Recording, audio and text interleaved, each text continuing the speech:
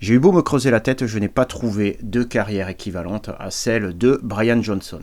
C'est quand même un gars qui, à 32 ans, s'est vu proposer la place dans un groupe qui avait déjà 6 albums à son actif, dont des classiques comme Highway to Hell, Let There Be Rock ou encore un des meilleurs lives qui ait jamais été enregistré, If You Want Blood, You've Got It.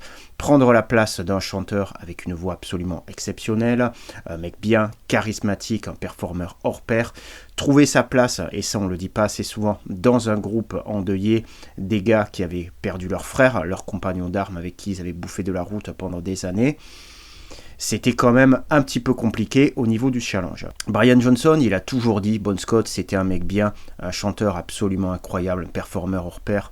On prend pas la place, on remplace pas un gars comme ça. Il faut juste être soi-même et essayer de faire le boulot de la meilleure façon qui soit. Il a réussi le pari, Brian Johnson, de s'imposer dans le cœur des fans, de trouver sa place dans le groupe, et il arrive avec comme carte de visite, excusez du peu, un des meilleurs albums qui ait jamais été enregistré, Back in Black. Comment a-t-il réussi ce pari exceptionnel? Je pense que ça ne s'invente pas, mais par contre ça se raconte. Et ça se raconte, c'est le boss lui-même qui s'y colle avec cette autobiographie, l'autobiographie de Brian Johnson, le chanteur d'ACDC, Les vies de Brian, sortie aux éditions Talent. Je remercie d'ailleurs au passage l'attaché de presse Philippe Crochat pour ce nouveau partenariat. Alors ce bouquin, je vous le dis tout net, c'est une des meilleures autobiographies que j'ai jamais lues. Elle vient se classer sans difficulté, elle vient se placer sans difficulté à côté de celle de Rob Halford, de Lemmy, d'Ozzy Osbourne. C'est raconté d'une façon absolument incroyable, c'est une histoire absolument incroyable. On va se détailler tout ça, on perd pas de temps. Salam alek, soyez les bienvenus dans ce nouvel épisode de Rinz et Moll. Bonsoir, ça va bien? Tequila, Heineken, pas le temps de niaiser. Les vies de Brian, l'autobiographie de Brian Johnson, le chanteur d'ACDC. Alors avant de commencer, il faut quand même que je précise quelque chose. Ce bouquin, il fait 354 pages. Brian Johnson ne commence véritablement à parler d'ACDC qu'à partir des 2/3 du bouquin. Donc on a quasiment un bon 3/4 du bouquin qui est consacré à la vie de Brian Johnson avant ACDC. Alors c'est singulier, mais c'est pas non plus exceptionnel. Vous avez Bruce Dickinson de Maiden, dans son autobiographie À quoi sert ce bouton, qui parle pratiquement à part égale de l'aviation et du heavy metal. Vous avez Adrian Smith, son collègue, qui parle lui quasiment autant de pêche que de musique. C'est toujours un pari un petit peu risqué parce que évidemment c'est sur leur nom de musiciens qu'ils vendent leur bouquin. Et quand tu lis que tu t'attends à lire des choses sur la musique, sur le métal, sur les concerts, et que tu lis plusieurs passages sur la manière de taquiner le goujon avec la petite épuisette, tu peux être un petit peu décontenancé. Ici, il n'y a pas cet écueil. Il n'y a pas cet écueil parce que toute la première partie participe à l'explosion de la troisième et la rend véritablement incroyable, tout en sachant aussi que la première partie est véritablement passionnante et nous permet de véritablement comprendre quel homme est Brian Johnson. Brian Johnson, il naît le 5 octobre 1947 à Newcastle, en Angleterre. Il naît dans une Angleterre moribonde, dans une famille aimante, mais dans une famille avec un papa qui est à l'ancienne, qui travaille dur, un papa taiseux, une maman italienne, qui a un petit peu la nostalgie de son pays, qui le manifeste à travers la cuisine italienne qu'elle fait, mais qui le manifeste aussi dans des pleurs. Et très tôt, le petit Brian Johnson, il comprend qu'un sou est un sou, qu'il faut travailler durement pour l'avoir. Assez rapidement, il fait ses gammes chez les scouts, il intègre une chorale et il comprend assez vite que le gamin il est doué et qu'il a quand même une voix relativement extraordinaire. Et lui, il se prend le rock'n'roll des 60s, les Beatles, les Rolling Stones, Jimi Hendrix en pleine gueule. Il va d'ailleurs voir, c'est assez marrant ce passage, Jimi Hendrix en concert dans une salle, il rentre un petit peu comme ça de manière filoute dans la salle, il fait la nique au mec de la sécurité et il voit ce concert exceptionnel. Et c'est là aussi qu'il se dit, j'ai envie moi aussi de devenir musicien professionnel, j'ai envie moi aussi de devenir chanteur dans un groupe de rock. Il n'a pas un radis, donc c'est un peu à cette époque-là qu'il s'engage dans l'armée, il devient para, il saute en parachute, il a suffisamment d'argent pour pouvoir s'acheter un ampli, un micro, mais c'est compliqué de lancer sa carrière. Il a une enfant très jeune, et comme c'est un mec qui a vraiment le sens des responsabilités, il se marie très jeune, probablement trop jeune, avec une fille avec qui ils sont peut-être pas vraiment faits l'un pour l'autre, il y a beaucoup de disputes. Il rejoint, donc il y a son premier groupe véritablement professionnel, Jordi, il y a des tournées à l'étranger, etc. La vie de famille est dissolue, le groupe, il y a beaucoup de problématiques, ça finit par se casser la gueule, et il se retrouve presque à l'aube d'une petite trentaine à se dire, il va falloir que je travaille de toute façon pour que je puisse subvenir aux besoins de ma famille, et il monte un groupe plus amateur, pour pouvoir continuer à jouer dans les clubs le week-end et même la semaine. Son groupe amateur marche plutôt bien. Il se dit, finalement, j'ai trouvé un certain équilibre, 30 ans, voilà, j'ai un groupe qui tourne le week-end et puis je bosse à côté la semaine. Voilà, c'est plutôt un bon équilibre. Et il voit ses rêves un petit peu de groupe professionnel et puis d'être sur scène devant des foules, un petit peu s'éloigner au fur et à mesure qu'il gagne en âge. Et c'est là où on voit que c'est vraiment le working class hero, le mec du peuple, le mec comme nous finalement, quoi, qui voit sa chance en fait qui lui passe devant lui, qui fait sa chance qui s'éloigne, jusqu'au jour où il reçoit un coup de téléphone d'une standardiste allemande avec un accent germanique épouvantable et qui lui dit nous aimerions bien vous faire passer une audition dans un groupe exceptionnel. Et donc lui, au début, ne voit pas trop qui ça peut être et tout, il ne sait pas que Bon Scott est mort, il l'apprend au moment de cette audition, et puis quand il comprend que c'est ACDC, d'ailleurs il y a une anecdote super marrante, il connaissait Bon Scott dans les groupes qu'il avait avant ACDC, il l'avait même rencontré, je vous laisse le plaisir de découvrir cette petite anecdote dans le bouquin, et il va passer l'audition. Et c'est là que vraiment tout le début, tout l'arc narratif qu'il y a dans les 2/3 du livre, il prend vraiment son sens, parce que tu as appris à connaître qui était quel type d'homme était Brian Johnson, quel homme un petit peu humble, dur à la tâche et avec des rêves rock'n'roll, comment il était. Et là, le jour où il reçoit cet appel, le moment où il rentre, le jour de l'audition, et qu'il voit Angus, Malcolm, Phil Rudd et Cliff Williams, il est subjugué. Et il dit, les mecs, ils m'ont dit, il dit que c'est vraiment Malcolm qui au départ a été le plus sympa avec lui, qui a tout fait pour le mettre à l'aise, qui lui a payé une bière. Et au début, ils ont dit, sur quel morceau tu veux t'échauffer? Il leur a donné le nom d'un morceau qu'ils connaissaient. Les mecs, ils ne le connaissaient pas, ils ont cherché les accords. Angus lui a dit, mais c'est en quelle tonalité? Puis Brian, il a dit, ça doit être en la. Le la, c'est la tonalité du rock'n'roll. Et après, ça se passe bien, ils lui disent, tu voudrais pas t'essayer sur un morceau à nous? Et Brian Johnson, il dit, j'aimerais bien jouer à Wool Luther Rosie, et il joue Wool Luther Rosie avec ACDC, et là il dit, vraiment c'est magique, la manière dont c'est raconté, c'est magique. Il dit qu'il a le poil qui s'érisse, qu'il voit ce groupe qui joue une puissance phénoménale, et qu'il voit vraiment que les musiciens, là vraiment, ils changent de division, et qu'ils passent dans une division avec des musiciens exceptionnels. Et il se dit après, vraiment c'est génial, il dit, j'aimerais tellement rejoindre ce groupe extraordinaire, mais ils vont pas me prendre, c'est pas la peine, c'est des Australiens, ils prendront un Australien, ils vont pas me prendre à moi, jusqu'au moment où Malcolm Young l'appelle pour lui dire la place elle est pour toi si tu la veux, et lui il se fâche, il dit non mais c'est pas possible, tu te fous de ma gueule, raccroche, et si dans 10 minutes c'est toujours bon, tu me rappelles.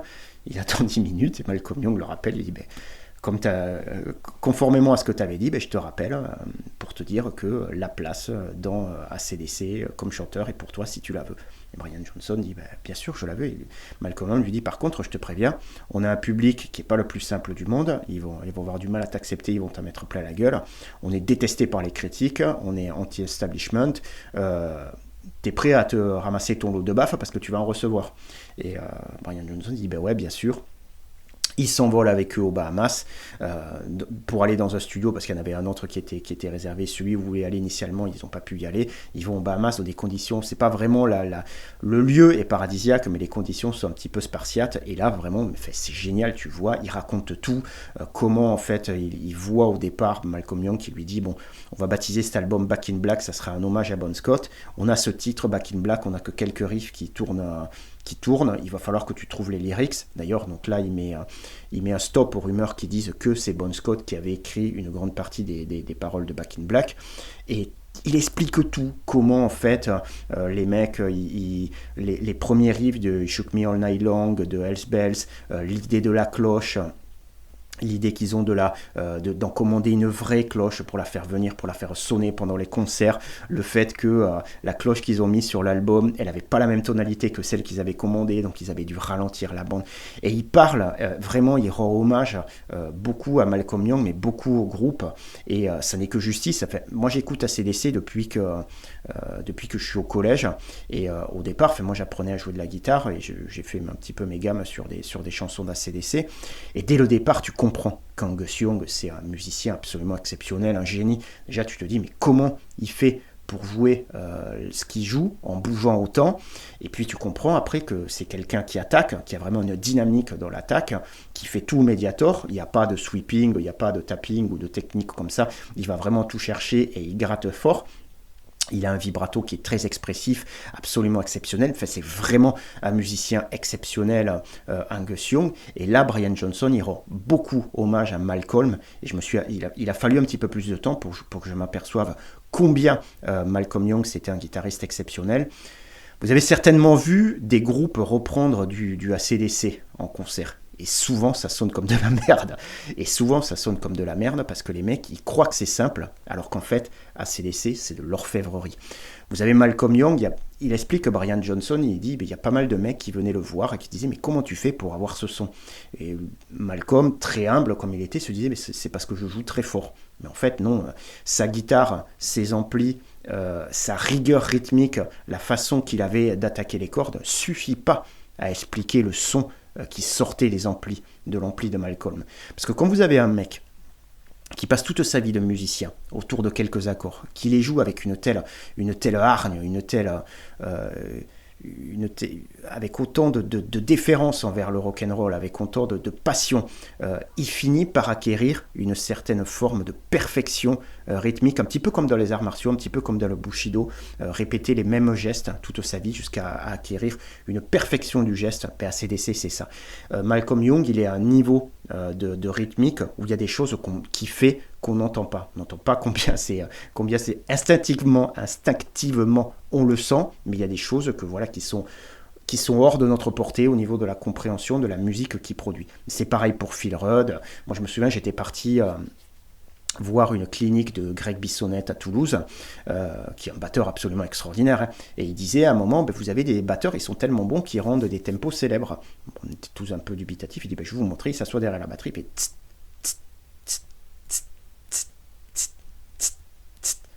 vous avez trouvé? Et plein de mecs ont levé la main en disant Back in Black.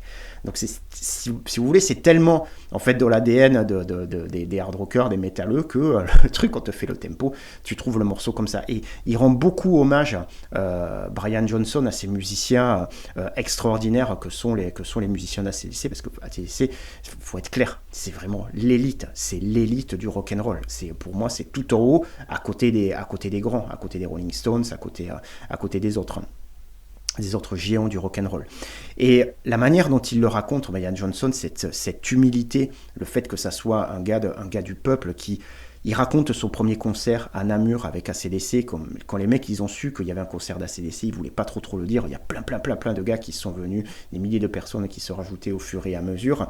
Un concert absolument exceptionnel. Ils partent en Australie, donc là où il se dit ça va pas être pareil, je vais jouer sur les terres d'AC/DC. Les parents de Bon Scott, les frères et sœurs de Bon Scott, qui insistent pour rencontrer Brian Johnson et pour vraiment le soutenir. C'est vraiment c'est magnifique. Même le public là-bas, qui dès le départ en fait lui mettent des messages en fait, on n'oubliera jamais, bonne chance Brian, etc. Lui il est hyper touché, et tout ce qu'il raconte, c'est hyper touchant. On sent que c'est vraiment c'est ça, comme je disais, le working class hero qui arrive tout en haut sur le toit du monde, et t'as l'impression qu'il embarque tous ceux en fait du peuple avec lui sur ce toit du monde, et qui profite à chaque instant de la chance qu'il lui est donnée, et il donne tout. Et c'est triste quand tu lis qu'effectivement, quand il commence à perdre l'audition et qu'il est obligé d'abdiquer, que le groupe engage Axl Rose pour le remplacer, il dit, Brian Johnson, je sais que les mecs ils n'avaient pas le choix, et je sais qu'Axl a fait vraiment du bon boulot, mais je pouvais pas écouter, c'était trop dur pour moi, j'avais l'impression d'abandonner le groupe, j'avais l'impression comme Piquet McPlace, c'était trop dur.